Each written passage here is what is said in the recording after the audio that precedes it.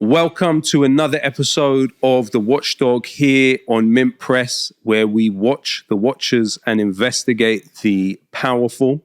This week, we are joined by the fantastic investigative reporter from Declassified UK, John McEvoy. Thank you so much for joining us, John. Thanks so much for having me. It's great to be here. Really appreciate you coming down. We are really on the back of the election in this country which has taken place and seen the Labour Party swept into power. Agent Keir Starmer, our new Prime Minister. What's your initial response to the election results? My initial response is that Keir Starmer has actually done a lot worse than the polls were expecting him to do.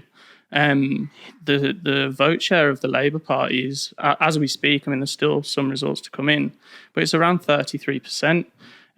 He's got the largest majority from the lowest share of the vote, I think, in recent British political history. The other important thing to note is a YouGov poll came out very shortly before the election. And it basically asked what are the main reasons why you're voting for the Labour Party. And the main reason was to get rid of the Tories. Keir Starmer's popularity was way down. It was around, I think, 5%. Labour's policies, people were relatively disinterested in them. Most people don't even know what Labour stand for these days. So my initial thoughts are really this is kind of a recipe for disaster in Britain. There's a high degree of political disenfranchisement. And that's only going to get worse over the next 5 years as the promises and the relatively distant hopes of people at the moment are shot by a Labour government that doesn't represent workers, and it's going to be top bound to the hip to US imperialism. It's going to continue to support Israel amid the genocide in Gaza. So anger is going to continue to grow in this country, and without an organised left, we're looking in deep trouble. It's worth bearing in mind that Reform UK and the Conservative Party together polled much higher than the Labour Party at around 42%. So if those forces are able to congeal, then the left is in big trouble. So Keir Starmer is poised to destroy a lot of hopes of British people, those who have wrongly invested their hopes in him. And that's a recipe for, I think, political disaster and a wider shift to the right here. What's your appraisal of the independents and their attempt to get into Parliament? Well, there's been a few, as we speak, I think 5 independent pro-Gaza candidates have won election. That's more than Reform UK. So that's an obviously very, very positive beginning. We've also got Andrew Feinstein, who ran against Keir Starmer. He brought Starmer's vote tally down by 50%. That's incredibly rare in British politics that a newly elected Prime Minister has his vote tally reduced by 50% from, I think, 36,000 to 18,000 votes. We also have, I think, more marginals in the country than ever before. If you look across the board, a lot of previously safe seats for the Labour Party are now being contested by independents. So we're talking about people like Jodie McIntyre, Leanne Mohammed. Each of them came within 1,000 votes of beating Wes Streeting and Jess Phillips. So there's going to be a lot of Labour Party figures that are really on the ropes at the moment because of the rise of the independents and because of the massive outrage at the Labour Party and the British establishment support for the genocide in Gaza. In the case of George Galloway in Rochdale, you had Hope Not Hate, which is ostensibly a charity which has obtained large funding from the British Home Office previously, has also been funded by Gerald Ronson, well-known Israel lobbyist in this country. Do you think it could be said that there was some element of state intervention in Rochdale to prevent George Galloway coming to winning the seat again? I wouldn't be surprised. There's a lot of people in the British government that despise George Galloway, and they despise him not for the wrong things that he said. They despise him for his anti-imperialism and for his long-standing pro-Palestine stance. And he's only been in Parliament, I think, 100 days since he was first elected. for Rochdale last year. And he's already been, I think, a thorn in the side of the British establishment, standing up in Parliament, speaking up for Palestine, asking questions in Parliament about British military support for Palestine. So this is a problem for... Support for Israel. Sorry, support for Israel, of course. So yeah, I mean, I wouldn't be surprised. The level of evidence that we have at the moment, I'm not quite clear about. But I mean, Hope Not Hate, to add to that, is a bit of a ridiculous organisation, right? What could be more hateful and what could be more racist than sponsoring a genocide? I can't think of one thing. And yet Hope Not Hate are campaigning against a candidate that stands against this. And simultaneously, what have they said about the Labour Party's racism? What have they said about institutionalised anti-black, anti-Muslim racism within the Labour Party? What have they said about Keir Starmer just before being elected, saying that he could work with the far-right party in France, the National Rally, formerly the National Front? Let's bear in mind one of the founders of the National Front, or the former leader, Jean-Marie Le Pen, was an out-and-out anti-Semite. This is a man who said that the Holocaust was a mere detail of history, and there are still National Rally candidates that are coming out and saying that this was not an anti-Semitic comment, this was not a racist comment. So you've got Starmer, even before getting elected, he's ready to work with anti-Semitic parties in Europe. The Labour Party is institutionally racist, and yet Hope Not Hate have absolutely nothing to say about this. This is a joke of an organisation. Strong words there from John McEvoy. In terms of looking at the way that Labour has been able to gather support, you have done some really groundbreaking work at looking at where they've drawn that support from. How did they do it? And especially in the days running up to the election, where did that support come from? Yeah, well, we've seen a kind of parallel process with Keir Starmer's Labour Party, as we saw in the early days of Blairism. In the early days of Blairism, before Blair was elected in 1997, what he wanted to do was kind of de-link the Labour Party from reliance on mass membership, from reliance on the trade unions. And what did he do? Well, he consulted a number of different business persons, many of whom were associated with Michael Levy, who was Blair's tennis partner, a pro-Israel lobbyist. And what Michael Levy did was he arranged for a number of pro-Israel business people in Britain to contribute to the Labour Party. And over the following 10 or so years, they contributed, I mean, we're talking about people like Jonathan Mendelsohn, they contributed, and Trevor Chin, they contributed millions of pounds to the Labour Party. And that helped the Labour Party stop relying on the left-wing membership and start relying on the left-wing unions, and therefore it could enact its neoliberal policy and its ideology. Now, we've seen something extremely similar happening with the Labour Party now under Keir Starmer. In fact, the donations that have come from pro-Israel businessmen in the UK since Keir Starmer was first elected as Labour leader seem to outstrip union funding. Now we're talking around £6-7 million. And Stuart Roden in particular is someone who I looked at last week just before the election.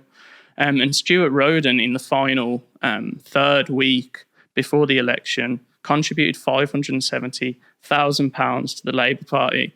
While simultaneously I was getting emails from the Labour Party I've left a long time ago, but they've broken GDPR with many different people, saying this is a people-powered campaign. Just £1 from you would do. While simultaneously, we can see on the Electoral Commission website the Labour Party is being bankrolled by major businessmen who are associated with the Israel lobby, and these are the people that they're foremost relying on to fund their election campaign. Now, who is Stuart Roden? When we wrote this piece, it was difficult to know which angle to go for because there's various different layers to this man, let's say. He is the co-founder and the chairman of an Israeli venture capital firm named Hetz Ventures. And this venture capital firm invests in various different Israeli tech, AI, cybersecurity firms, many of which were founded by Israeli intelligence officers. But this, more importantly than that, this organization was co-founded by a former Israeli intelligence officer called Judah Taub. Now, Judah Taub has been actually seemingly fighting in Gaza for 111 days since the beginning of the genocide. He is IDF reservist, and he got called up after October the 7th to fight. Now, it's not clear whether it was in Gaza, but he mentioned on a podcast that all of his siblings fought in Gaza and were also reservists. So we have somebody contributing to the Labour Party, £570,000, who co-founded an organisation with someone who's actively engaging in the IDF amid a genocide. I mean, that's quite incredible. But there are the other layers to Stuart Roden. I mean, you tweeted this out, and it got a lot of views. That he was recorded outside of the Labour Party conference back in October, haranguing and yelling quite oddly at a pro-Palestine demonstration. Now, this was around 5 or 6 days after October the 7th, at which time the death toll in Gaza had already climbed above that in Israel. And he was yelling at the crowd, "You are murderers. How do you feel about this? Why always us? Attack me, kind of goading the crowd into attacking him. No, move me! No, move me! Come on, move me! Attack me! Attack me like you attack them! Cowards! Disgusting! You came into a country, you murdered children! So, I mean, you can see that this man, you know, ideologically and by way of his connections, is incredibly pro-Israel, and he's pro the Israeli military as well. And in an interview with the Spectator, he went so far as to say that the IDF will do its utmost to protect or defend against civilian casualties, as it always has done. I mean, this is someone who's bereft of history, who is whose ideology is so Zionist that Palestinians simply are not humans to him if he believes that the IDF has never intentionally targeted civilians. This is, you know, a borderline insane comment to make. I mean, you've also covered the story of how Israel seemingly is directly funding parliamentary aids for Labour Party figures. Could you tell us about that? Yeah, I mean, this is quite incredible, because I've been looking into Israel and Israel lobby funding of MPs for the past few months. But I wasn't aware at all that there was an additional register of financial interests that is for parliamentary staff, so research assistants, aides, and so on. So I went through the previous 5 years of this register. Prior to that, it's destroyed by the statutory obligations of the office. And over the past 5 years, the Israeli embassy itself has funded a series of mostly conservative parliamentary aides to visit Israel. The main delegation was for a Young Conservatives delegation to Israel. And what's strange about this is, it doesn't seem that they went with with the MP, their sponsor. Two, there's no information whatsoever about what they were doing. I went through their social medias as well. I mean, there was no mention on the internet about what this Young Conservatives delegation to Israel entailed, which seems to me something of an affront to democracy, right? You've got a foreign state funding parliamentary aids to go to that country, before even getting into what Israel is and what Israel does. And then they're coming back, and all they have to do is they have to input that they just went on a trip. They don't have to input the cost. They don't have to input who they met with. They don't have to input what was said.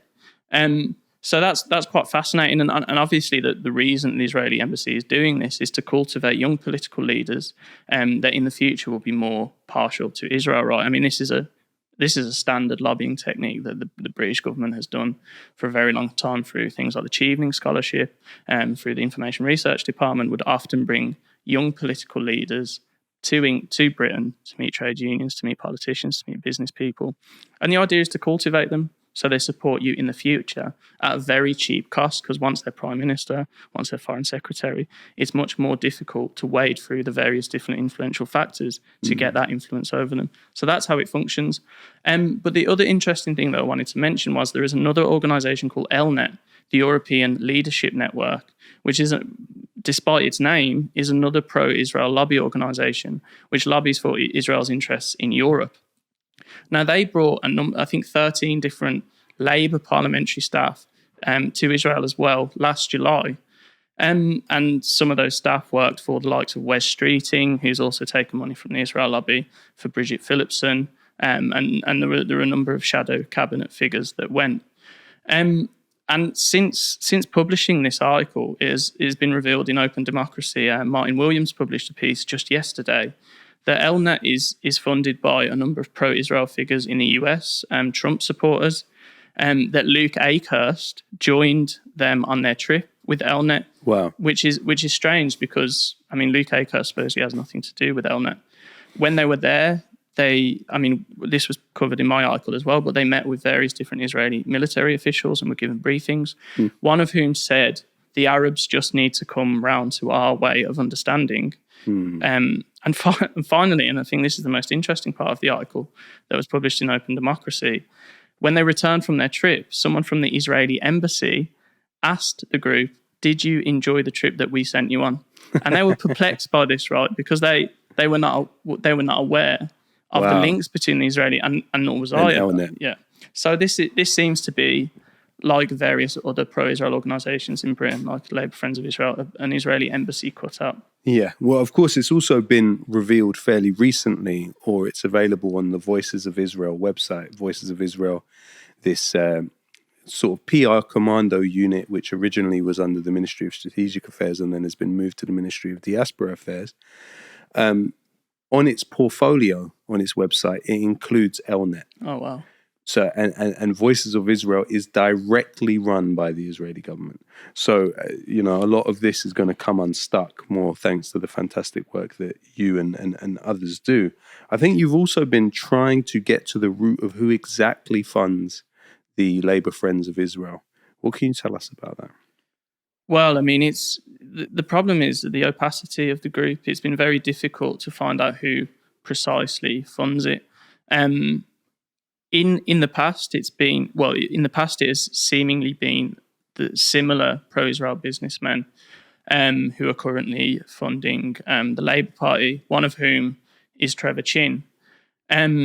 But their links with the Israeli government, I mean, we need to do more work on this.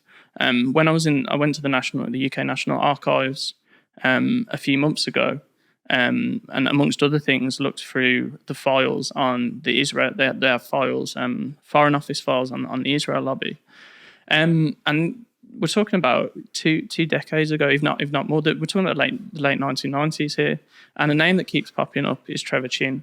Trevor Chin, behind the scenes, is constantly meeting with the Foreign Office officials, and one of the Foreign Office officials, and I'm not quoting verbatim, but one of the Foreign Office officials describes Trevor Chin as being not too unsubtly associated with the Israeli political elite, right?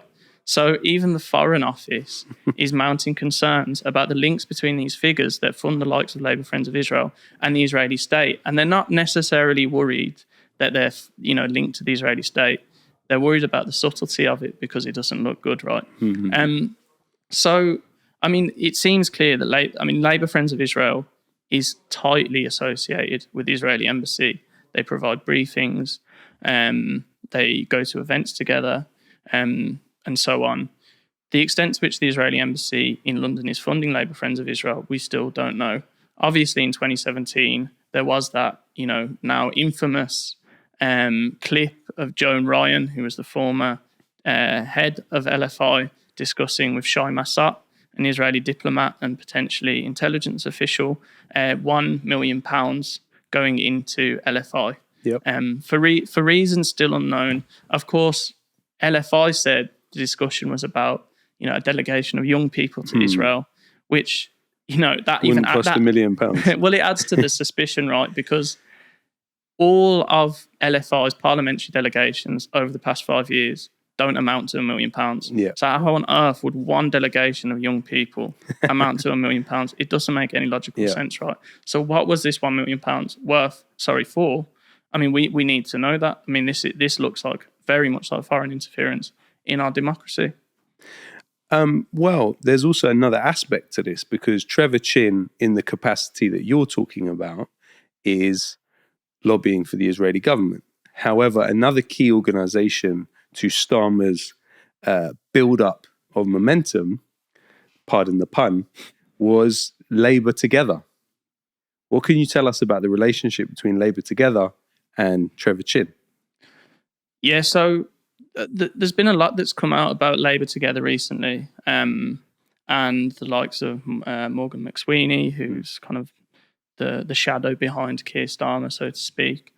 But this is something that I actually kind of looked into about 4 years ago, and we actually spoke about it on your podcast about 4 years ago, when there was an organisation called Stop Funding Fake News. And Stop Funding Fake News used a very old school method of trying to suppress independent media. I mean, in my reading, this has happened quite a lot of times through history, by basically shutting down all advertisement revenue that came to the Canary at the time. They tried to make it look like this was a counter disinformation and a counter online hate, and it targeted various different media organisations, some of which were from the right, some of which were from the left. But I did a quantitative analysis of who it was actually targeting, and for the vast majority of times it was targeting the Canary. Bear in mind, Jeremy Corbyn was in power at this time, and the Canary was one of the only few media organisations that was, loudly and openly questioning the anti-Semitism crisis scandal that was dominating the British press at the time. And we were getting a lot of hits. During the 2017 general election, it was read more than I think the Times, the Spectator online. So this was actually a thorn in the side at the time of the British establishment, and a thorn in the side of the Israel lobby as well. So Stop Funding Fake News was designed to suppress the Canary effectively. Yeah. And what grew out of Stop Funding Fake News was something called the Centre for Countering Digital Hate. And what grew out of Centre for Countering Digital Hate, parallel to it amongst the same people in the same offices, was Labour Together. Now, there's a book that's coming out by somebody called Paul Holden that looks into the Centre for Countering Digital Hate, and it looks into Labour Together and this nexus of organisations that are linked to the Labour right that were key to undermining Corbyn and are now key to getting Keir Starmer in number 10. Now, one of the organisations that advised the Centre for Countering Digital Hate, and presumably by extension Labour Together, was the Community Security Trust, which Trevor Chin is obviously deeply embedded within. So we have a kind of direct link here between pro-Israel individuals and the effort to topple the Canary, and also the funding of Labour Together. I mean, Trevor Chin is one of the key funders now of Labour Together, along with Martin Taylor and one other. And listed as a director, right? I believe so, yeah. Or at least was at one point listed as a director, if my memory serves me correctly. Yeah, I'm not sure, but yeah. And Martin Taylor, of course, is a throwback from the Blair years, right? Yeah. Yeah. So, this is fascinating because Starmer has really consolidated forces. One of the interesting points as well is that he's relied on the support of Michael Levy also, as Blair did. He's also relied on the support of Peter Mandelson, well-known friend of convicted paedophile Jeffrey Epstein. And so what we have really with the Starmer project, also, Starmer's received quite a lot of funding over the years from Lord Wahid Ali, who you may be aware of. This is somebody who has founded a media company with Rupert Murdoch's daughter. And also, he started his media career in all of the projects of Robert Maxwell, who was an Israeli intelligence asset. So it's interesting as to this relationship with Wahid Ali and the amount of money that he's pumped into Starmer. And he's also been relatively unexamined. And I think that's an interesting part of it. Paul Holden has looked into the corporate gratuity that Keir Starmer has been in receipt of, and it's been more than all Labour leaders put together since Blair. Yeah. He's been going to football matches constantly. One of Chelsea's owners has, of course, guested him, and he's also himself an Israel lobbyist, the individual whose name slips my mind. But, he's been pictured with the Ministry of Strategic Affairs head Gilad Erdan in 2017, working on ways that he could support Israel. So there's many ways in which this relationship has developed. Possibly one of the most grotesque manifestations of this foreign state interference would certainly be the case of Luke Akehurst. What can you tell us about him, the new member of parliament for North Durham? Yeah, without a shadow of a doubt. I mean, I was just on the train on the way here, and I didn't get a chance to look at the election results, and there was a fleeting hope that he might have not been elected, but unfortunately, he was given a safe seat in North Durham, and he's now, he's now an MP in the Labour Party. Who knows? Next week he could be a defence minister. Wow. I mean, is Keir Starmer capable of such an outrageous decision? Probably. Yes. But I mean, who is Luke Akehurst? I mean, he's a long-standing pro-Israel lobbyist. He was chosen in 2011 to be the director of We Believe in Israel, which was a kind of supposedly grassroots organisation that grew out of BICOM. BICOM, which at the time was one of the leading pro-Israel lobby organisations in Britain, worked on basically shaping the media's presentation of Israel. And the founding event of We Believe in Israel, I found quite an interesting kind of funny document that accompanied it, that people who were at the BICOM conference called We Believe in Israel were provided with. And it's basically a guidebook on how to lobby for Israel. And these are people, I mean, I'm sure there were people there that will claim that an Israel lobby doesn't exist. And it's anti-Semitic to claim that an Israel lobby doesn't exist, while simultaneously, being provided with literature on how precisely to lobby for Israel. And in those words exactly as well. I mean, there's no beating about the bush in this document. And it's things, classic things like invite your MP round for dinner, because if you can cultivate a personal relationship with your MP, then you're more likely to win them over. And also to make sure that your MP is hearing the pro-Israel side, so that when they talk about Israel in Parliament, they can be shielded from it. Say, well, my constituents are telling me they're concerned about X, Y, and Z. Yeah. Whereas obviously prior to that, they might have pro-Israel views either way. So Luke Akehurst, becomes a director of We Believe in Israel. He's on, I'm not sure the vast majority, but a large amount of these lobbying trips where MPs are taken over, journalists are taken over, young parliamentary staffers are taken over to Israel. And he's been one of the most vociferous supporters of Israel in British public life over the past 13 years. I mean, he deleted about 3,000 tweets just before he was announced to be the candidate for North Durham.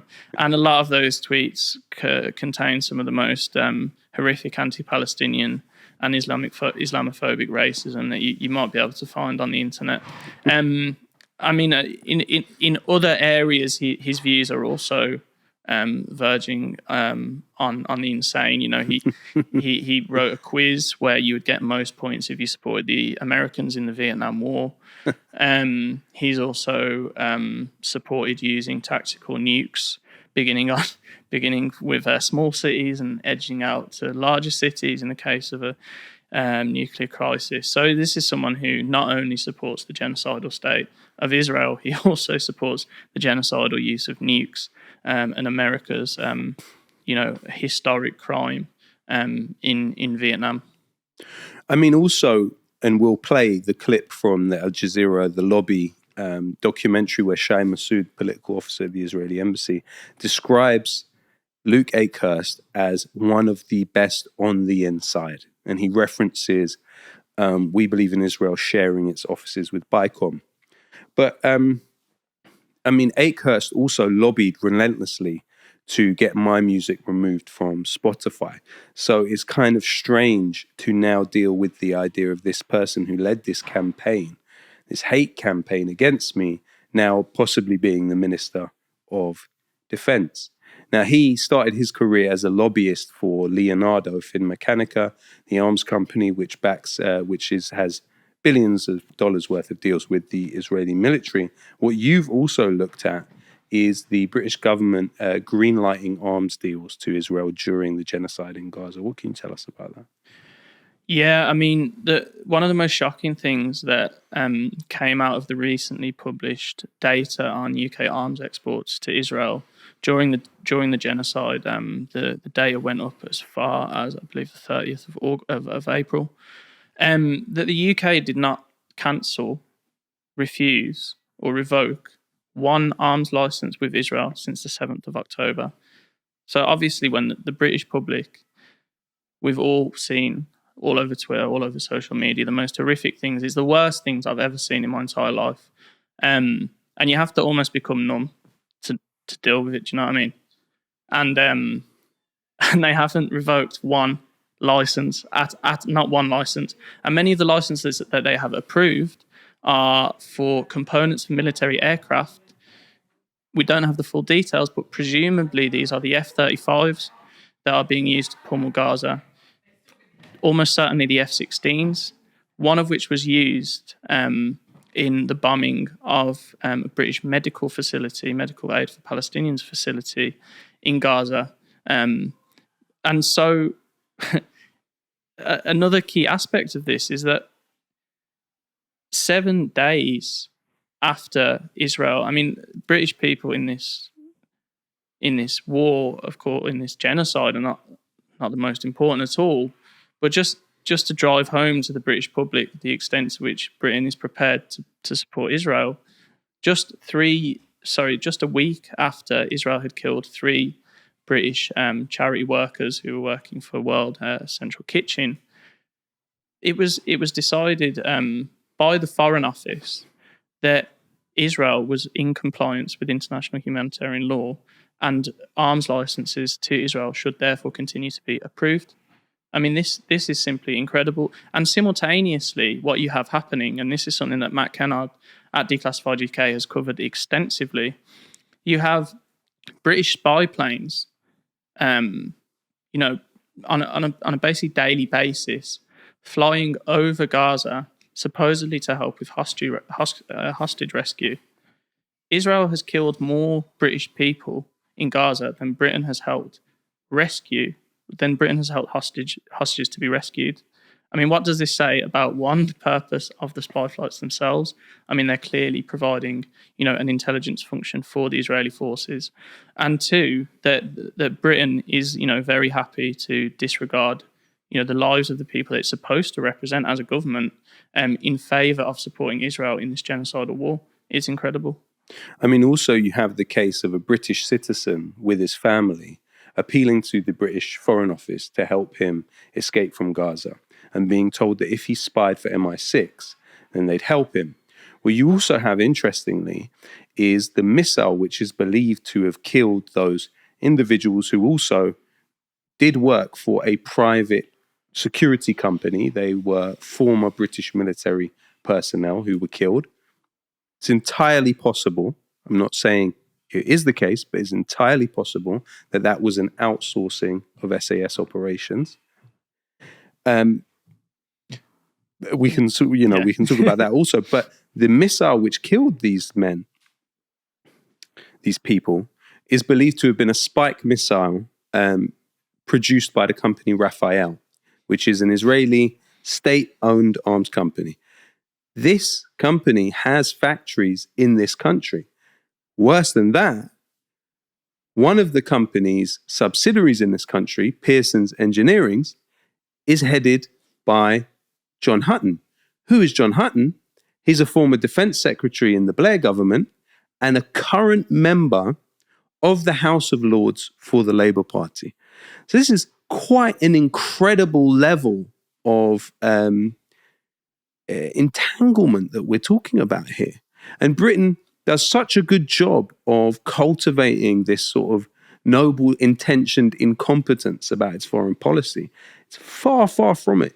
It's intricate, it's sophisticated, and it's deeply embedded with Israeli operations. Even if you look at the case of Zodiac Maritime, which is a British registered company, which has been revealed by the Times to have served as a front for Israeli intelligence in ferrying commandos around the region to carry out assassinations for Israel, not only is that a British registered company, it's secured by Ambry, which is a company that's essentially an offshoot of the British Ministry of Defense. So Britain is involved intimately in the Gaza genocide, but is still able to produce this impression that it's somehow a neutral arbiter between the sides. Could you talk a bit about this involvement of the British political elite in the Israeli arms trade and also the arms trade which is aiding Israel's war on Gaza?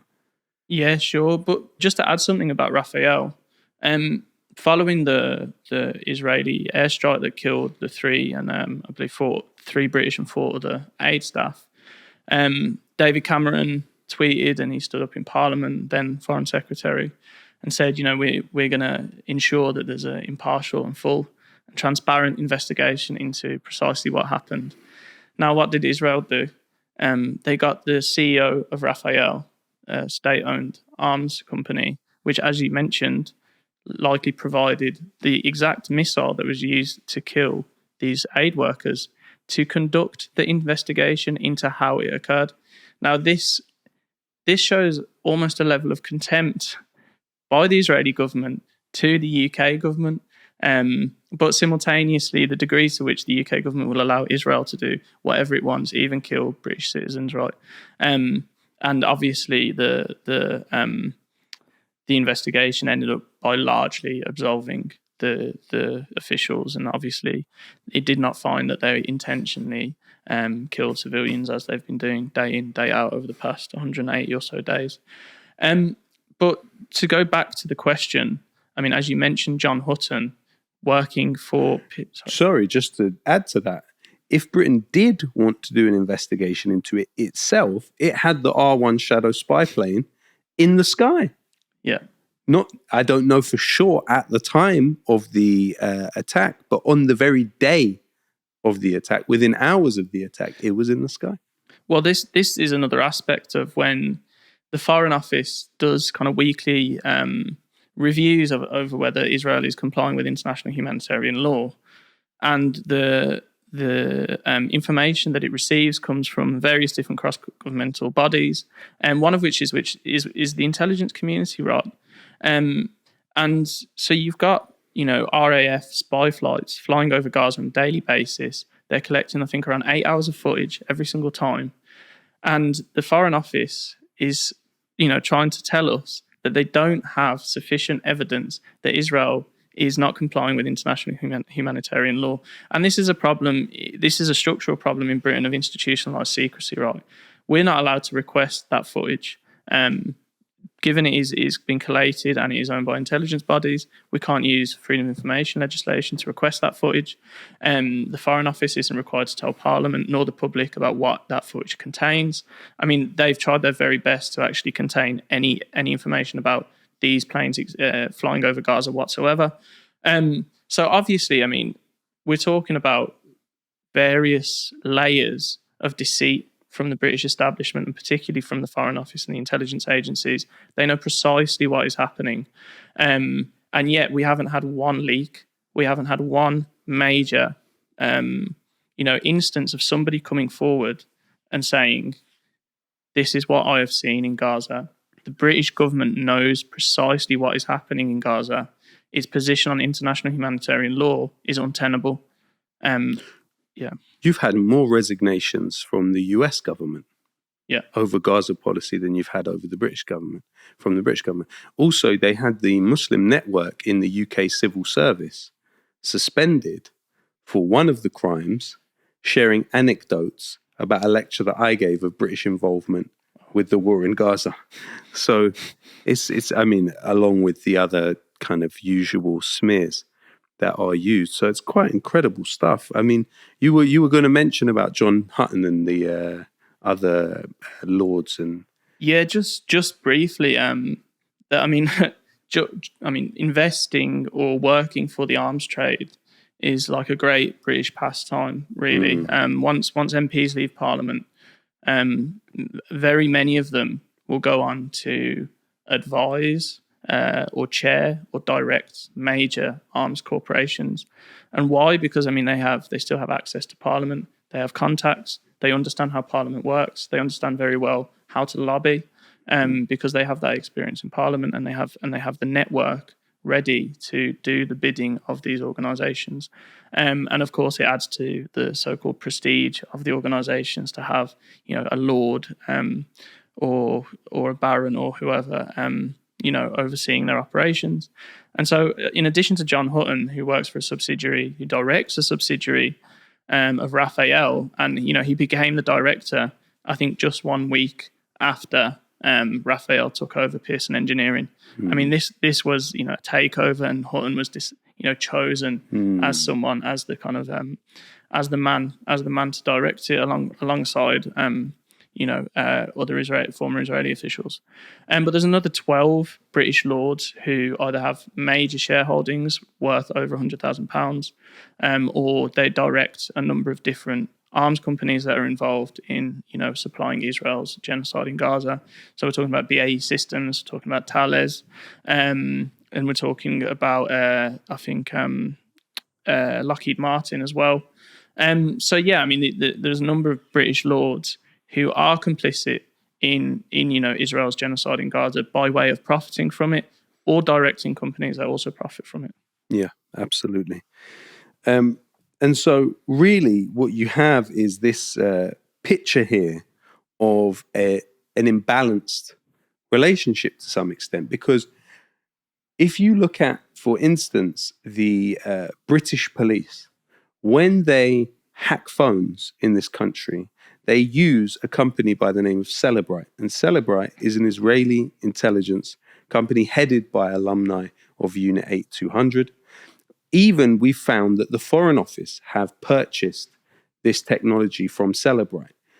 Does that mean, hypothetically, that the Foreign Office is outsourcing its hacking of phones in this way to what is an Israeli intelligence company that claims to have remote control access to its technology?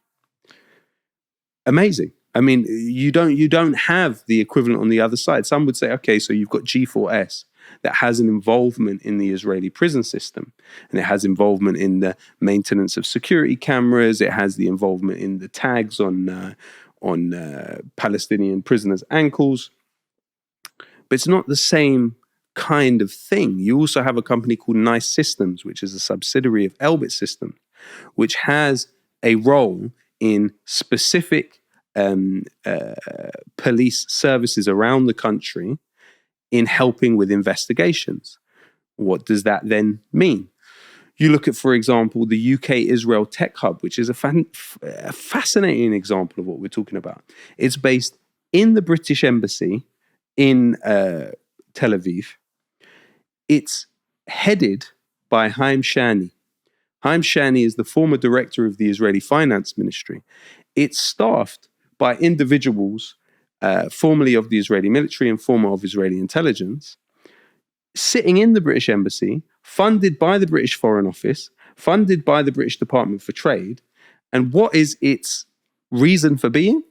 Its reason for being is to obtain public sector contracts in Britain for Israeli tech companies. Now, it just so happens that Haim Shani was simultaneously a director of Celebrite and a director of Nice Systems. So it's a wonderful arrangement you have here. The British government is funding Israeli tech companies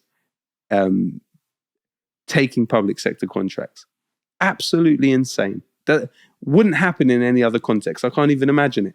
Another interesting case, which I will not stop banging on about, is the case of Patrick Drahi. Patrick Drahi became the largest shareholder in British Telecom. When he did that, the British government opened up an investigation into his shareholder takeover on the basis of national security. Why would they have done that? Well, Patrick Drahi is also the head of I-24, the Israeli news channel, which has been found by a Haaretz investigation to have acted as a proxy for Benjamin Netanyahu's family and the government. In addition to that, Drahi has telecommunications companies, but also owns the French newspaper Liberation, the same newspaper that has depicted people in Gaza as rodents. But who did he install as the editor of this newspaper founded by Jean-Paul Sartre? He installed an individual who came directly out of Unit 8200 and has even written a book about it. So how is it that key British infrastructure like British Telecom can have its top shareholder being somebody that clearly the British state thinks may be an agent of the Israelis? It just doesn't make sense to me. We are constantly drip-fed this idea of Britain being especially after all of the kerfuffle about Huawei. We are constantly being drip-fed this idea of Britain being easy prey for the Russians or the Chinese or others. But yet Israel has been able to extend this level of influence in a way that's truly breathtaking. I mean, when you look at Oracle, the company which handles the data of the Ministry of Defense, the British Foreign Office, the British Home Office, and the NHS, it's headed by Larry Ellison. Now, Larry Ellison is one of the largest funders of the Friends of the IDF in the history of the charity's existence, and also a very close friend of Netanyahu, to the extent that he offered Netanyahu the directorship of Oracle at the same time as vying for this contract. But another amazing part of the Larry Ellison story is that he had a foundation called the Larry Ellison Foundation, which was putting money into the Tony Blair Foundation, but then also into scientific research. But what was also happening, he employed, as the head of the foundation, Boris Johnson's father-in-law on £500,000 a year. At the same time, Larry Ellison employed several people who were simultaneously employed by the British government at the same time as vying for that contract. He even hired the same PR company that the Conservative Party have used, that accompanied Theresa May on trips and were based in the same Millbank Tower as the Conservative Party. That sounds to me like something worthy of investigation. It shouldn't just be down to independent journalists like us on a shoestring budget to be looking at what is a massive campaign, and in a way, we haven't understood deeply enough quite how much Israel did for Boris Johnson with the Corbyn election. Why is it that the only time you see Boris Johnson poke his nose out and come out from the bunker to have anything to do with politics is in the aftermath of October 7th, taking to the streets with the campaign against anti-Semitism? What were the things that were given to Israel in return for their services to Johnson in the election in 2019? Is it possible that the Oracle contract, which is massive, which is thousands of people are employed off the back of the Oracle contract, is it possible that there's a relationship between those two things? I don't know. I mean, I guess that makes me a conspiracy theorist, but it's certainly something that we need to think about more. I mean, have you ever seen anything like this, John, in terms of state, foreign state interference and operating? I mean, because it's clearly got more and more and more as time's gone on.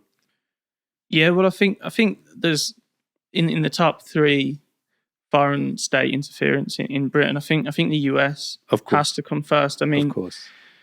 I mean, they have hundreds of active servicemen deployed. Thousands. They have a number of military bases that are supposedly RAF bases, but they're contracted out to the US. I mean, when Mike Pompeo was speaking to, I forget who he was speaking to, but he said that the gauntlet. Jeremy Corbyn is already running the gauntlet, which implied that an operator. He was the head of the CIA at the time. It must be noted. Yeah, which implied that there was already a US covert operation being leveled against Jeremy Corbyn. But of course, I mean, I think the degree of Israeli influence in British politics might come a strong second after the US, and it comes from in various different ways and from various different directions. And obviously the integration of US, British, Israeli intelligence, that things that we don't know about. We've had little snippets come out during the genocide in Gaza that, there's a British intelligence team integrated with Israeli intelligence during the hostage rescue operation. Yeah. But we're supposed to believe that they've just been there doing nothing except looking for hostages. Yeah. I mean, it's incredibly serious. Nobody looks at it particularly seriously. I mean, since October the 7th, we've had some investigations. We've had a little bit more interest from the media. I mean, you even had the news agents talking to John Woodcock, former chair of LFI, asking him, don't you think there's something of a conflict of interest, given you're a former Israel lobbyist and now you're trying to effectively ban Palestine action? Yeah. So you get snippets of interest here and there. I mean, you also had Alan Rusbridger in Prospect magazine raising the question of, I mean, this is another element that I was thinking about when you were talking about. Yeah, I mean, there was a big hoo-ha about the Telegraph being bought out by Qatar, right? And the we UAE, the UAE, no. Or was it? Was it the UAE? I think it was the UAE. Oh, perhaps, sorry, yeah. But there was a lot of media attention, right? Like, we need to know precisely who is, buying British media organisations so that we're aware of any, foreign influence. Yeah. And yet at the same time, the Jewish Chronicle back, I believe, in 2020, 2021, was bought by a consortium with Robbie Gibb, John Woodcock as well, of course, John Ware. And yet these were the faces, but behind the faces, we don't actually know who fronted the money for that. And this is Britain's oldest Jewish newspaper. It holds a lot of influence in Britain still. Its current editor, Jake Wallace-Simons, is, I would say, in my opinion, one of the most vociferous racists in the country. He recently penned an article, I believe, in the Telegraph or the Spectator, that said that denied that Israel was using starvation as a weapon, which is genocide denial at this point. And yet nobody knows. Not even the members of the consortium who fronted the purchase know, right? And yet nobody really noticed. Nobody really cared. Yeah. I mean, and an interesting thing in Rusbridger's article is that he points out that Robbie Gibb simultaneously had a position at the BBC at the same time as heading a consortium which owns the Jewish Chronicle, which has a campaign against the BBC.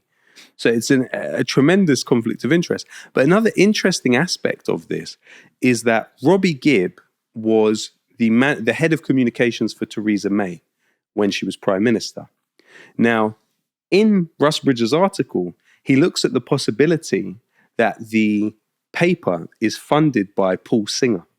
Now, Paul Singer is a key funder of the Republican Party. He funds the Friends of the IDF. He funds illegal Israeli settlements. He also has something called Startup Nation Central, which is an Israel lobby group to target tech companies and to move tech company jobs to Israel, but also move former employees of Unit 8200 into these tech companies in order to fight the idea of boycotting Israel. But there's another interesting twist to the story. Robbie Gibb was involved intimately when the head of communications in Theresa May's government in engaging the community around Grenfell.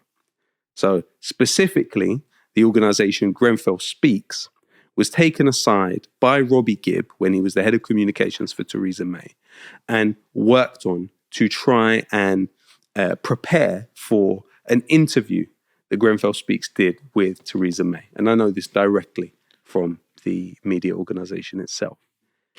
Now, Paul Singer, who now is thought to possibly fund the Jewish Chronicle, through Elliott Management, was a top shareholder in the company that caused Grenfell. Wow. So was Robbie Gibb's relationship, Arconic is the company, which also builds the F-35. So did Robbie Gibb begin his relationship with Paul Singer, who is the emperor of Elliott Management and was the top shareholder in Arconic at the time? Did he have a relationship with Arconic at the same time he was engaging the community around Grenfell Tower? Or did that relationship begin once he took over the Jewish Chronicle with the consortium? It's an open question. But I think that this conversation has been wonderful in starting to understand the sort of sinews of this power that, you know, these people are not used to being investigated ultimately. They are not used to being watched. And so, you know, I would ask for anyone watching this to support John and his fantastic work, to support Declassified UK. It's literally the lifeblood of investigative journalism in this country, on particularly this issue of British involvement in what's happening in Gaza. I can't imagine what we would understand or know if we did not have the work of Declassified UK during this time. So please do support John in what he does. And we hope to see you next time on The Watchdog. Anything to add before we go, John? No, that's it. Thanks so much for having me. Thanks. Thanks for coming. Cheers. All the best.